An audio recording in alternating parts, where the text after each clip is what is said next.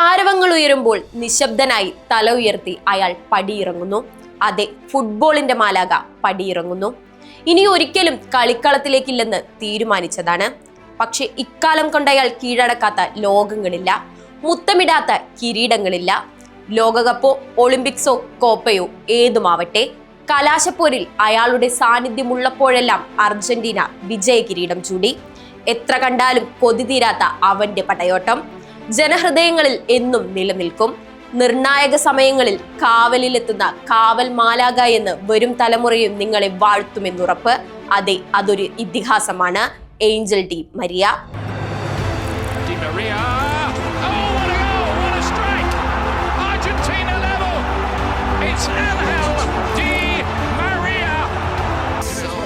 Turn from him. He's rolled it up for Di Maria. Sumptuous finish. That is delicious. It's McAllister. Di Maria is the spare man. And how Di Maria! Glorious goal. Argentine goal. വിടവാങ്ങലിൽ ആ മാലാഗയുടെ രണ്ടു കണ്ണുകളും നിറഞ്ഞൊഴുകി. അതിന്റെ ആഴം ഏറ്റവും കൂടുതൽ മനസ്സിലാക്കുന്ന ഒരാൾ അയാളെ നെഞ്ചിലേക്ക് ചേർത്തണച്ചു. സാക്ഷാൽ മെസ്സി. നീലയും വെള്ളയും നിറത്തിലുള്ള ആ അർജന്റീന ചിറകുകൾ അഴിച്ചുവെച്ച് ഏഞ്ചൽ നടന്നു നീങ്ങുന്നു. അർജന്റീനക്കാരുടെ ലോകം അയാൾ ആരോഗ്യത്തോടെ പാറി നടന്നൊരു 60 മിനിറ്റിലേക്ക് ചുരുങ്ങുന്നു. അവർക്കത് മതി. ഓരോ ഫുട്ബോൾ പ്രേമികൾക്കും അത് മതി. ഇനിയുണ്ടാവില്ല ഇതുപോലൊരു പിറവി. 2014 ലോകകപ്പ് ഫൈനലിന് മുൻപ് അർജന്റീന ഫെഡറേഷൻ അധികാരികൾക്ക് ഒരു എഴുത്ത് ലഭിക്കുന്നുണ്ട്. കത്തിന്റെ ചുരുക്കം ഇങ്ങനെ: ഏഞ്ചൽ ഡി മരിയ പൂർണ്ണമായും പരിക്ക് മാറാതെ ഫൈനലിൽ കളിക്കാൻ പാടില്ല.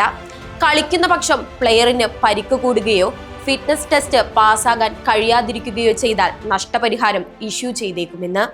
ഏഞ്ചൽ ഡി മരിയ അയാൾക്കാവും വിധം തനിക്ക് പ്ലേയിങ് ടൈം അഫോർഡബിൾ ആകുമെന്നും ഒരുപക്ഷെ ലോകകപ്പിനിപ്പുറം ഒരിക്കൽ കൂടി പന്ത് തട്ടാൻ തനിക്കായില്ലെങ്കിൽ താൻ അതിന് പുല്ലുവില മാത്രമേ കൽപ്പിക്കുന്നുള്ളൂ എന്നും പറയുന്നു.